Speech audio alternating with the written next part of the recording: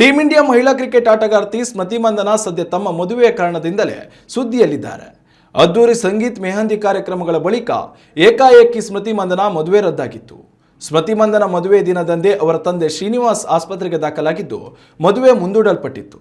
ಪರಸ್ಪರ ಪ್ರೀತಿಸಿ ವೈವಾಹಿಕ ಜೀವನಕ್ಕೆ ಕಾಲಿಡಲು ನಿರ್ಧರಿಸಿದ ಸ್ಮೃತಿ ಮಂದನಾ ಹಾಗೂ ಬಾಲಿವುಡ್ ಸಂಗೀತ ನಿರ್ದೇಶಕ ಪಲಾಶ್ ಮುಚ್ಚಲ್ ಅವರ ಮದುವೆ ವಿಚಾರ ಭಾರಿ ಚರ್ಚೆಯಾಗಿತ್ತು.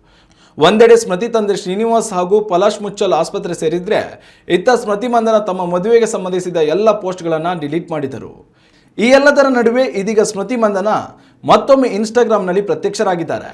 ಟೂತ್ಪೇಸ್ಟ್ ಬ್ರ್ಯಾಂಡ್ ಒಂದರ ಜಾಹೀರಾತಿನಲ್ಲಿ ಸ್ಮೃತಿ ಮಂದನಾ ಕಾಣಿಸಿಕೊಂಡಿದ್ದು, ಈ ಜಾಹೀರಾತನ್ನು ತಮ್ಮ ಇನ್ಸ್ಟಾ ಖಾತೆಯಲ್ಲಿ ಹಂಚಿಕೊಂಡಿದ್ದಾರೆ. ವಿಚಾರ ಏನಂದ್ರೆ, ಈ ಜಾಹೀರಾತಿನಲ್ಲಿ ಮಂದನಾ ಅವರ ಕೈಯಲ್ಲಿ ಎಂಗೇಜ್ಮೆಂಟ್ ರಿಂಗ್ ಇಲ್ಲದಿರುವುದು ಅಭಿಮಾನಿಗಳ ಗಮನಕ್ಕೆ ಬಂದಿದೆ. ಆದರೆ ಇದು ನಿಶ್ಚಿತಾರ್ಥಕ್ಕೂ ಮುನ್ನ ಚಿತ್ರೀಕರಿಸಿದ ಜಾಹೀರಾತು ಆಗಿರಬಹುದೇ ಎಂಬ ಅನುಮಾನ ಕೂಡ ಇದೆ. ಈ ವಿಚಾರ ಇದೀಗ ಸಾಮಾಜಿಕ ಜಾಲತಾಣಗಳಲ್ಲಿ ಭಾರಿ ಚರ್ಚೆಗೆ ಗ್ರಾಸವಾಗಿದೆ.